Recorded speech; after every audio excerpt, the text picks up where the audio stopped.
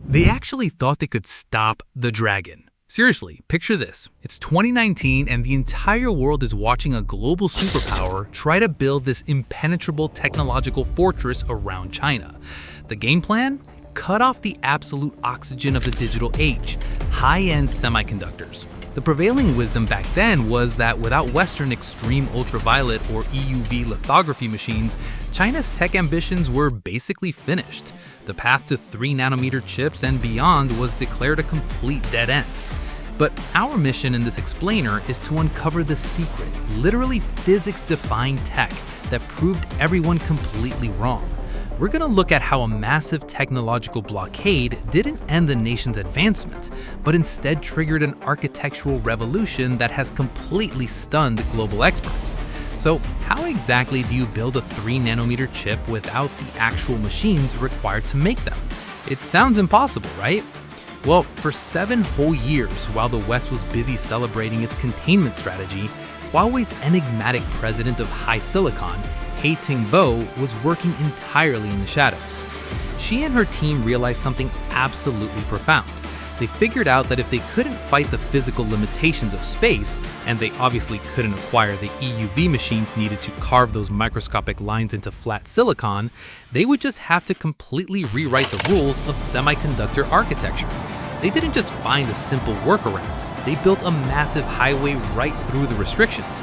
Just look at this headline for a moment from South China Morning Post. This is the news behind today's video. Out of the shadows, Huawei's chip queen steps back into the spotlight with scaling law. Tingbo says her epiphany came from an ancient irrigation system in Sichuan province, built without modern machinery or electricity. With that said, let's go straight to the intro.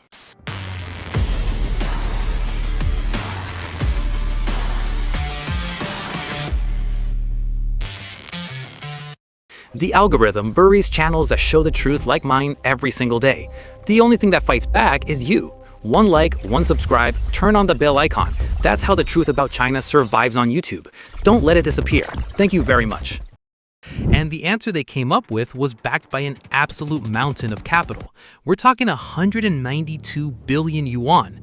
This staggering R&D investment was deployed to ensure total technological sovereignty.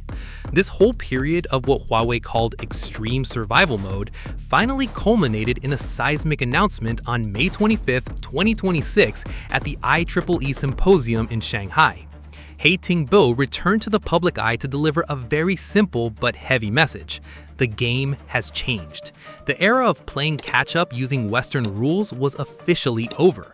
Okay, let's dive into this, because the core philosophy of this breakthrough requires a massive paradigm shift. See, the Western approach relies on Moore's law, right? Shrinking space, carving smaller and smaller transistors. But China introduced a Tao Scaling Law, named after the Greek letter for propagation delay. It's all about compressing time, and the inspiration for this actually came from Du Jianyang, a 2,000-year-old Chinese irrigation masterpiece. Centuries ago, engineers realized you don't defeat a violent river by damming it up. You defeat it by channeling the flow. Huawei applied this exact ancient wisdom to data.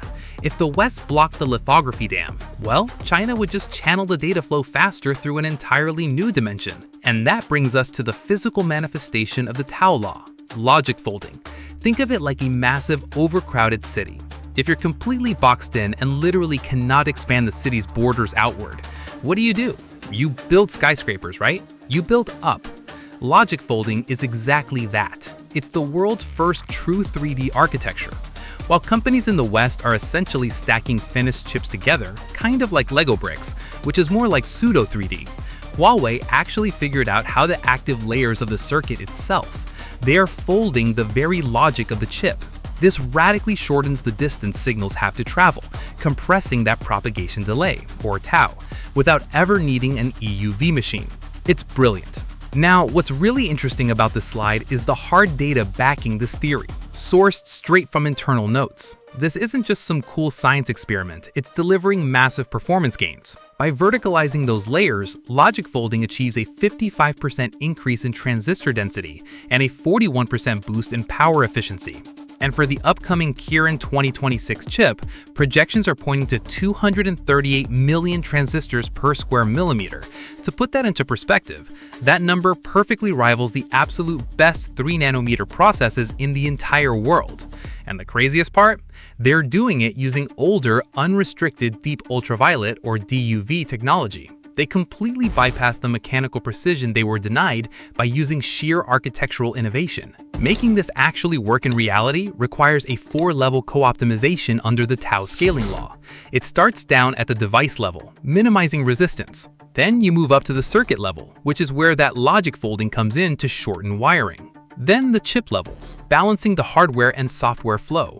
But honestly, the true game changer happens at the system level. Huawei introduced a unified bus protocol for massive AI clusters called superpods.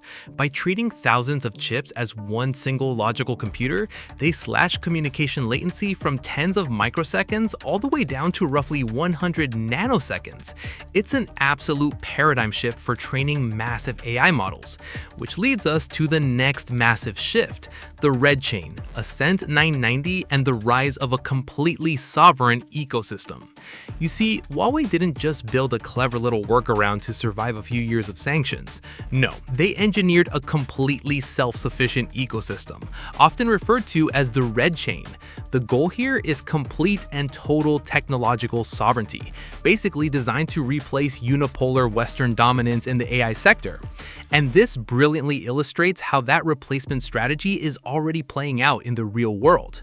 Looking impartially at AI hardware performance, internal metrics indicate the Ascent platform is actually outpacing Nvidia's H20 chip, that's the downgraded version allowed to be sold in China, by 2.87 times in FP4 operations. Plus, because Huawei open-sourced their CAN software architecture, massive frontier AI models like DeepSeek V4 and GLM5 are successfully being trained exclusively on Huawei clusters. They are directly challenging the reigning champions of the AI boom. But, hardware is only half the battle. The other half is the software. Historically, Western companies have held a massive 80% monopoly on electronic design automation, or EDA, software in China. And you literally cannot design a modern chip without this stuff. Crucially, traditional 2D Western software just cannot comprehend or design that true 3D logic folding architecture we talked about. So Peking University stepped in and developed the world's first true 3D EDA design tools. They created this unified vertical design space to manage the millions of cross-die connections and the intense thermal challenges of logic folding, actively and successfully attacking that historic 80% Western software monopoly. So the crucial point is that this is not just theoretical. We are not talking about white papers and lab experiments here. Over the last 6 years, China has quietly mass-produced 381 different chips based entirely on the Tao Scaling Law. They're already out in the wild right now, powering everything from high-end 5G smartphones to autonomous vehicles to those massive AI data centers we just talked about. They have operationalized this totally alternative physics paradigm on a massive industrial scale. Let's move to Ascend and see how this builds over time, because their roadmap for the next few years is incredibly aggressive.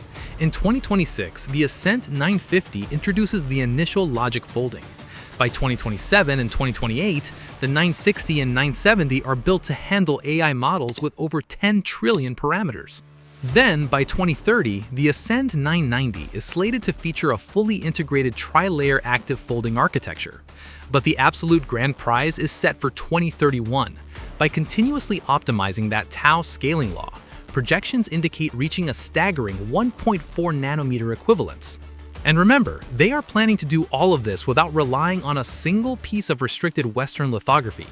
It all leads us to an incredibly provocative statement from Huawei's rotating chairman, Xu Zhijun. He stated, and I quote, "We are grateful to the US for enabling our country's semiconductor industry chain to truly grow." Objectively looking at the data we just went through, the sanctions intended to contain their tech sector acted as an incredible catalyst. The restrictions basically forced a massive shift. China stopped trying to simply follow Moore's law and instead began leading the creation of a completely separate, dual ecosystem world. It essentially forced them to dig deep into their own engineering philosophy, backed by state capital, to forge a totally sovereign path. which leaves us staring at a massive, massive question. Is logic folding the actual end of Moore's Law as we know it?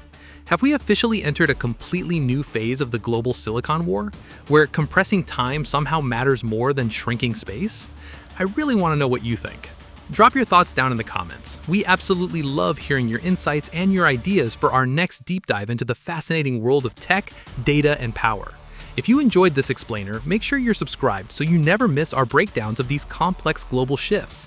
We're tracking the cutting edge every single week, and you for sure don't want to be left behind. Until next time, stay curious, stay focused, and I'll see you in the next one. Goodbye.